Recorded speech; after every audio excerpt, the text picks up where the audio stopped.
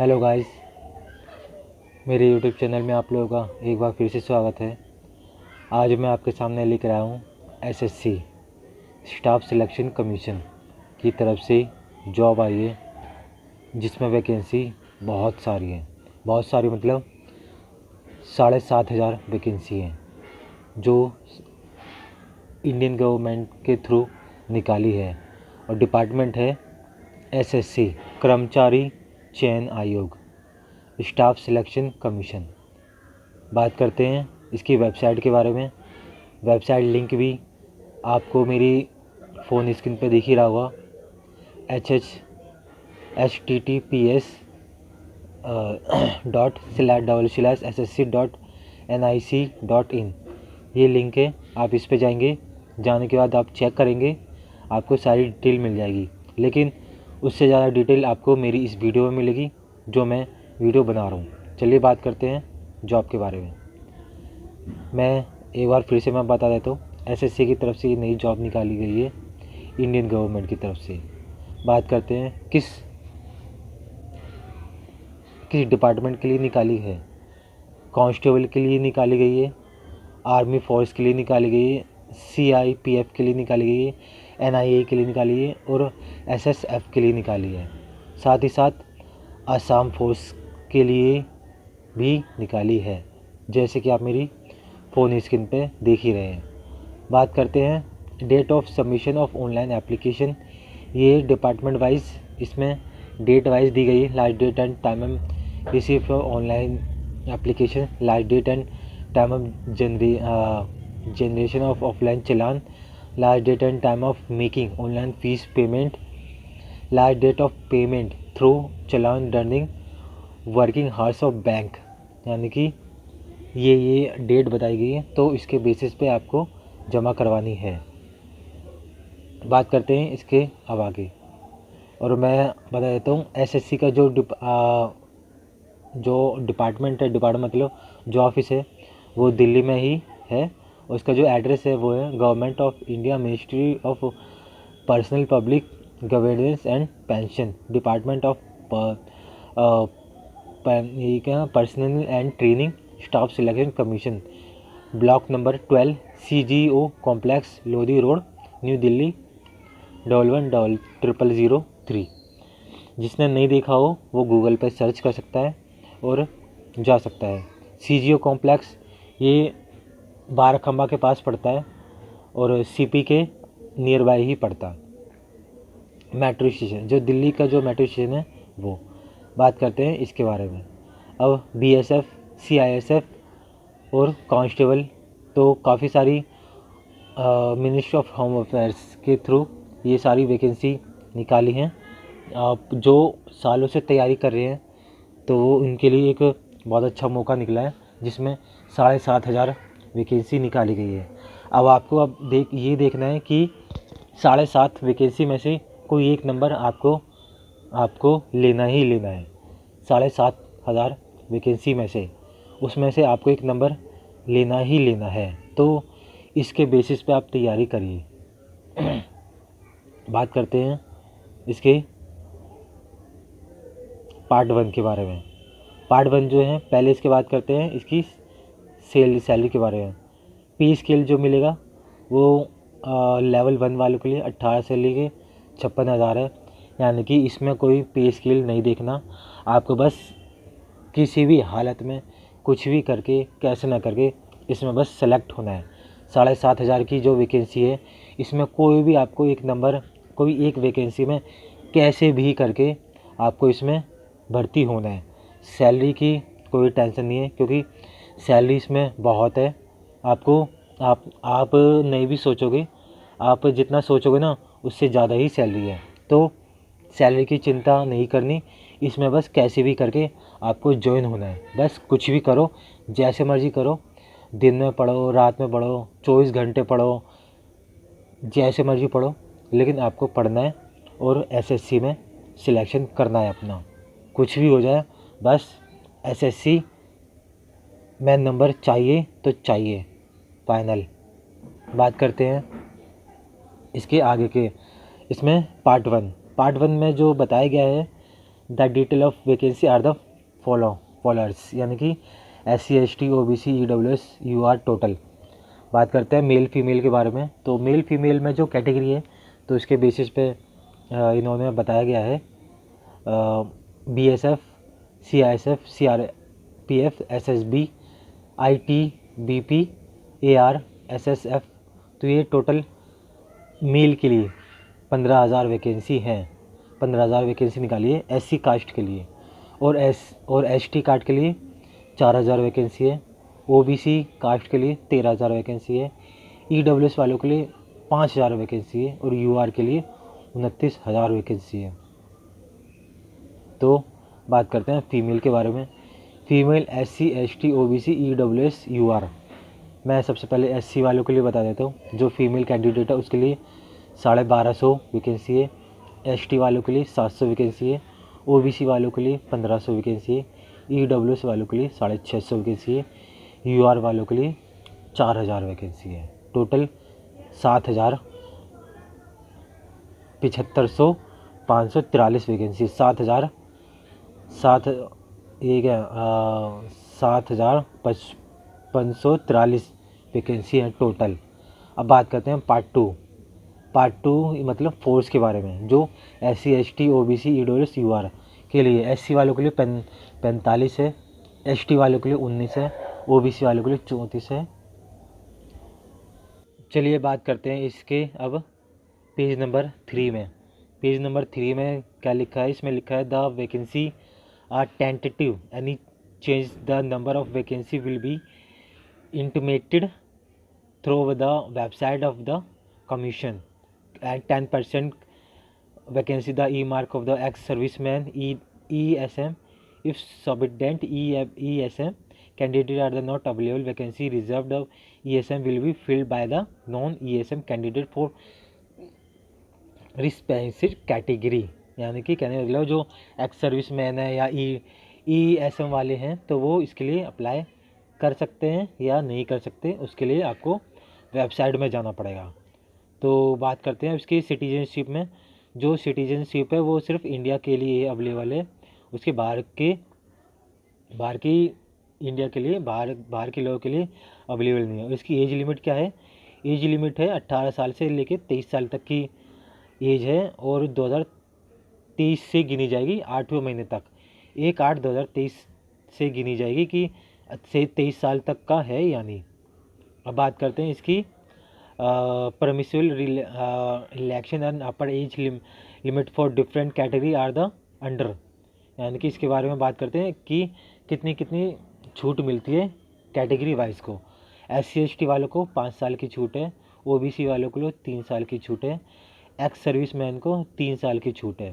साथ ही साथ children and dependent of victim killed the 1984 at the communal riots of 2003 in Gujarat, उनके लिए 5 साल की छूट है। यानी कि कहने का मतलब जो 2002 में जो ये के कांड हुआ था गुजरात में, तो उसमें विक्टिम जो यदि है कोई तो उसके थ्रू उन लोगों को 5 साल की छूट दी जाती है।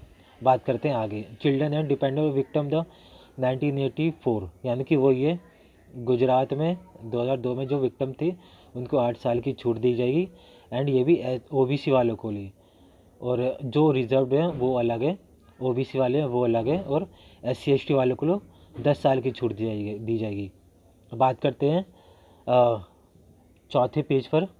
इसमें date of birth fill the candidate the online application form and the same record the same matriculation secondary. कहने का मतलब ये जो डेट ऑफ बर्थ आपकी वही होनी चाहिए जो सर्टिफिकेट में, जो 10th-12th का जो स्कूल का जो सर्टिफिकेट है उसी में आपकी जो डेट है तो वही गिनी जाएगी। उसके बेसिस पे ही आपको जो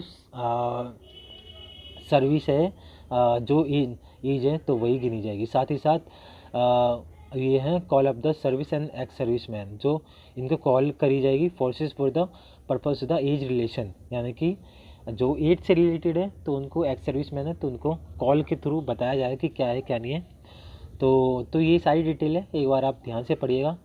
और explanation and ex serviceman mean the person, ये क्या लिखा है? Who has the service is any rank whether the contingent and non-contingent, the regular army, navy and air force, the Indian union and.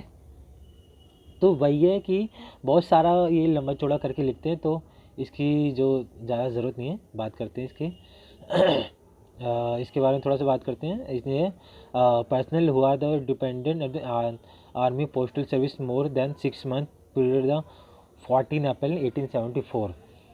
ये कुछ है, तो आप एक बार ध्यान से देखिएगा। Press the certificate the format और सर्टिफिकेट, आपको सर्टिफिकेट होनी चाहिए SC ST का और OBC का, ये सारा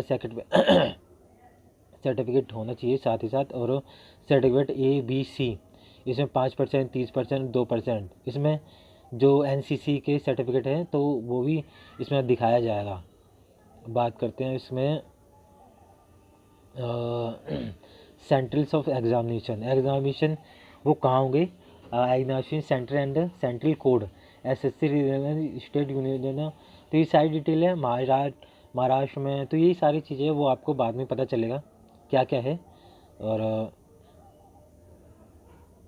फिज़िकल टेस्ट ये बहुत महत्वपूर्ण टेस्ट है, क्योंकि ज़्यादातर लोग इसी चीज़ में ही रह जाते हैं। उससे पहले बात करते हैं कंप्यूटर टेस्ट जो होगा वो 4 सब्जेक्ट में होगा, जर्नल इंटेलिजेंस, रीजनिंग में, जनरल नॉलेज में, और मैथमेटिक्स में, और हिंदी इंग्लिश में। 60 नंबर का पेपर होगा और इसमें आपको 20-20 नंबर दिए जाएँ। 40 में से 20 नंबर आपको आने चाहिए। अब बात करते हैं दूसरा फिज़िकल टेस्ट में जो है मेल फीमेल के लिए 5 किलोमीटर में 24 मिनट में 5 किलोमीटर भागना है। और फीमेल को 1.6 किलोमीटर की जो रेस है वो 8.5 मिनट में पार करनी है। तो ये सारी डिटेल से। अब आते हैं फिज़िकल टेस्ट में क्या आता है? मेल के लिए 170 सेंटीमीटर की उनकी हाइट होनी चाहिए, फीमेल के लिए 157 सेंटीमीटर की हाइट होनी चाहिए। चेस्ट वो आप चेक कर लीजिएगा मेरी वीडियो में, और मैं नोटिफिकेशन जो है उसमें मैं अपना मैं PDF लिंक भी दूंगा। तो यदि आपको PDF लिंक चाहिए तो आप वहाँ पे भी जाके डाउनलोड कर सकते हैं। और अप्लाई ऑनलाइन लिंक है तो वो भी मैं शेयर करूँगा, आप वहाँ से भी फॉर्म फिल कर सकते हैं। और उसके बाद और उससे पहले मैं वेबसाइट लिंक भी मैं ज़रूर शेयर करूँगा। पहले आप वेबसाइट पे जाइए, उस पर सारी डिटेल चेक करिए कि सारा ठीक है। फिर उसके बाद में आप लिंक के थ्रू आप फॉर्म फिलअप करिए। मैं लिंक भी दूंगा। और ये प्रोसेस है, आप जैसे कि आप ये देख रहे हैं। आप बात करते हैं इसकी प्रोसेस के बारे में कि किस तरीके से आपको अप्लाई करना है। बात करते हैं 1 time registration, filling the online the application form. यानी कि आप जिन लोगों ने पहले रजिस्ट्रेशन कर चुके हैं उनको रजिस्ट्रेशन करने की कोई ज़रूरत नहीं है, सिर्फ एक बार ही रजिस्ट्रेशन होगा। उसके बाद में ये सारी डिटेल है आपको ये भरनी है। मोबाइल में OTP आएगा, OTP जो आधार नंबर है वही वाला OTP आएगा। उसमें आपको एक ID प्रूफ देना है, voter ID, PAN card, passport, driving licence या कुछ भी चल सकता है। और लॉगिन करने के बाद ये लिंक है, इस लिंक पे जाना है और ये इस पर क्लिक करना है। क्लिक करने के बाद ये सारी 10th का मार्कशीट होगी तो वो सारी अपलोड करनी है, डॉक्यूमेंट अपलोड करने हैं। और ये कुछ इस तरीके से आएगा डिटेल्स, जैसे कि आप देख रहे हैं आपके पास आधार कार्ड है या नहीं है, आपको ये डालना है। तो ये सारी चीज़ें हैं, ये फॉर्म है, ये किस तरीके से भरा जाएगा वो भी मैं दिखा रहा हूँ। तो आप देख सकते हैं फादर नेम है, वेरीफाई फादर में जो आपको जो जैसे कि स्कूल जो सर्टिफिकेट है उसमें जो father name, mother name, address तो होता नहीं है, फादर नेम, मदर नेम, वो आपका जो नाम है तो, और एज, डेट ऑफ बर्थ जो है वो उसी के उस पे है तो उतना ही वही होनी चाहिए, कुछ मिस्टेक नहीं होनी चाहिए। यदि मिस्टेक होती है तो आपका जो ये फॉर्म है ये रिजेक्ट हो जाएगा, क्योंकि जो स्कूल का जो सर्टिफिकेट है उसके बेसिस के थ्रू ही सारे डॉक्यूमेंट चेक करे जाते हैं। मदर नेम है, वेरीफाई मदर्स नेम है, डेट ऑफ बर्थ है, डेट ऑफ बर्थ वेरिफिकेशन है, 10th पास का सर्टिफिकेट है, वेरिफिकेशन है, रोल नंबर है, रोल नंबर सर्टिफिकेशन है, पासिंग मार्क्स है, पासिंग ईयर है, एंड जर्नल है, जर्नल वेरीफाई है, और ये क्वालिफिकेशन है, मोबाइल नंबर है, वेरिफिकेशन है, ईमेल आईडी है, वेरिफिकेशन ईमेल आईडी है, एड्रेस है। तो ये सारी चीज़ें आपको देखनी है, ध्यानपूर्वक आपको भरनी है। ये यदि आपको कुछ प्रॉब्लम है तो मेरी वीडियो देखिए, ध्यान से देखिए, कुछ स्किप करने की ज़रूरत नहीं है। यदि आप सारी स्किप करेंगे तो आपको नॉलेज नहीं मिलेगी, पूरी नॉलेज नहीं मिलेगी कि किस तरीके से फॉर्म भरा जाता है। लास्ट में ये प्रिंट आउट आएगा, प्रिंट आउट आपको अपने निकाल के अपने पास रखना है। ये प्रिंट आउट आपको अपने पास रखना है। पास रखने के बाद आपको ये सारा डिटेल है, इसमें एक कैप्चर है, तो इस तरीके से फ़ोटो जो है, फ़ोटो ऐसे नहीं लगानी, फ़ोटो इस तरीके से लगानी, जो पहले नंबर की जो वीडियो है, पहले नंबर की जो फ़ोटो है, इस तरीके से फ़ोटो लगानी है। और कोई भी कैजुअल फ़ोटो नहीं लगानी, जैसे कि टोपी में है, ये चश्मे के साथ है, या ये छोटी फ़ोटो है, या उल्टी सीधी फ़ोटो लगा रखी है, लाल में फ़ोटो लगा रखी है, और ये बड़े पूरा ये मुँह की फ़ोटो लगा रखी है। तो ऐसी फ़ोटो बिल्कुल नहीं लगानी, पासपोर्ट साइज़ फ़ोटो लगानी है। और लास्ट में ये क्या कहते हैं, ये सर्टिफिकेशन फॉर्म है, तो ये भी आपको भरना है, भर के आपको सबमिट कराना है। और ये फॉर्म है, मैं आपको दिखा दे रहा हूँ। Undertaking given the ex service man, so ये एक्स सर्विस मैन के लिए है। ये सर्टिफिकेट है, format the for the SC certificate, उनके जो SC ST के लिए जो कैटेगरी से, तो उनके लिए ये फॉर्म फिल करना पड़ेगा, उन लोगों के लिए। बात ये सारी चीज़ें आप एक बार देखिए, और मैं इसका भी लिंक मैं ज़रूर शेयर करूँगा अपनी वीडियो में, और यदि आपको चाहिए तो मुझे बताइएगा।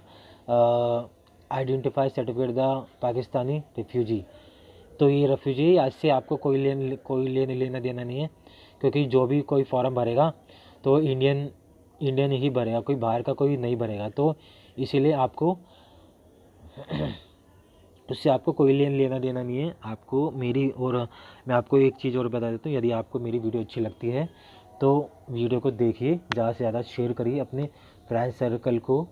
और जो भी आपको जो फॉर्म, जो सरकारी जॉब की तैयारी कर रहे हैं, SSC की तैयारी कर रहे हैं, तो उन लोगों को शेयर करिए। मेरा यूट्यूब चैनल सब्सक्राइब करिए, ताकि मेरी नई वीडियो की आपको नोटिफिकेशन आपको आती रहे। तो मेरी वीडियो देखने के लिए धन्यवाद, और ज़्यादा से ज़्यादा सब्सक्राइब करिए। कुछ कमेंट करके पूछ सकते हैं, तो पूछना चाहते हैं तो पूछ सकते हैं। मेरी वीडियो देखने के लिए धन्यवाद।